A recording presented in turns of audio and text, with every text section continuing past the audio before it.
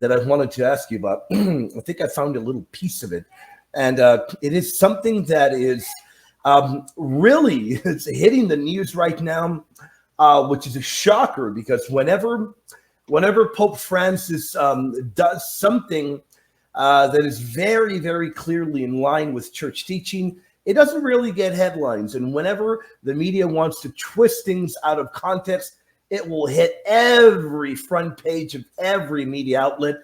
And lately, as of late, Pope Francis has sent a message to the German bishops.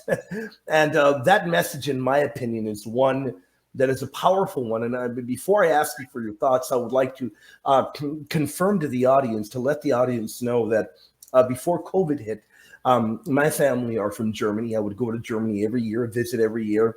And I can tell you right now, the churches in Germany are not vibrant. They are not on fire for the faith.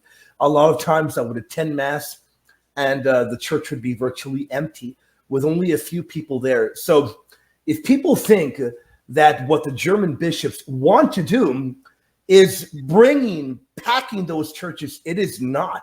If people think that it is pumping blood into these churches and life into them, it is not. People need to wake up and realize that the faithful don't want liberalism. They don't want homosexual marriage. They don't want to be these unions to be blessed. And they don't want liberalism to run rampant in the churches. I think that is why Pope Francis said that, and these are his words, it is not lawful, and it causes churches to rot and to die when it comes to attempting to change church teaching. Maybe you can talk about that a little bit there, Dr. Fastiggi. Was it needed, what Pope Francis did? And what are the German bishops trying to do? What on earth? Yeah, I agree with you. And I agree with Pope Francis. This was unfortunate but necessary to say this because he's been watching this and he's already sent a previous communication to them, that you must maintain ecclesial communion.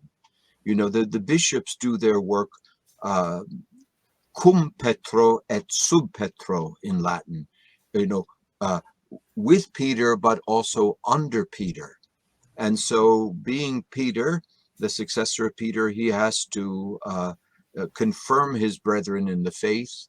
This is from the Gospel of Luke 22:32, and he's doing it here. He's very compassionate. I've studied his writings. I don't see where he's changed any doctrine on matters of faith and morals.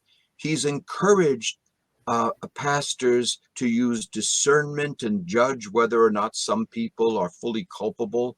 But he's made it clear those in mortal sin cannot receive Holy Communion. But discerning mortal sin, you have to judge whether there's full knowledge and full and free consent to the action. That has to be handled on a pastoral level locally. And so he's very compassionate that way, but when push comes to shove on matters of doctrine, he clearly says marriage can only be between a man and a woman. He's gone out of his way to show as much compassion as he can for those who have homosexual tendencies, but he's made it clear in Amoris Laetitia, there's nothing even analogous between homosexual relations and the sacrament of matrimony.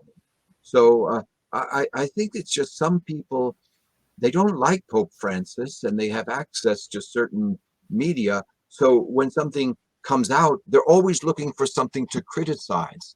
And my thought is this of the good and Holy Spirit? Is this helping the church? Yeah, I agree completely.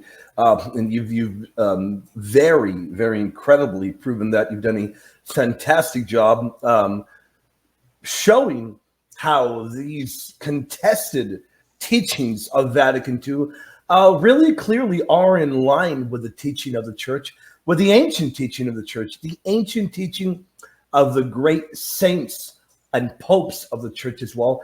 And I think your point was a very good one. Even when we think of Luther, we think of Calvin, Zwingli, and many of these other reformers. without a doubt, they were sincere in their attempts at reforming, and if that really was all that they wanted to do, we would applaud them. But unfortunately, they wanted to change, and indeed, within their own faith, they did change things of the ancient apostolic faith. And I think that's a very big problem. I know it's a big problem, and I think that is the message of why Pope Francis really is doubling down and warning, because in my opinion, these German bishops, Dr. Fastiggi, are headed towards schism.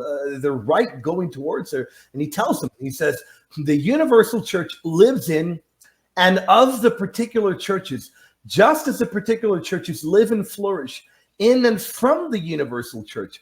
If they find themselves separated from the entire ecclesial body, they weaken, rot, and die.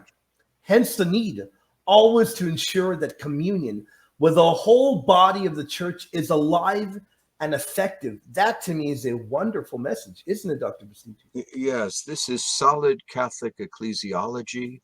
It's coming from the heart of a pastor who's been patient with them. But we have to give thanks to Pope Francis for saying what needs to be said. I would just like to comment on a point that people say, well, you're guilty. I've been accused of papolatry just because I try to show respect for Pope Francis. And they say, well, you act like everything he says is infallible. That's not my attitude. It's not your attitude. Pope Francis has said that he sins and he could be criticized. And there's a difference between criticizing maybe a prudential judgment or an appointment of a bishop or something, and accusing the Pope of grave error or heresy or apostasy.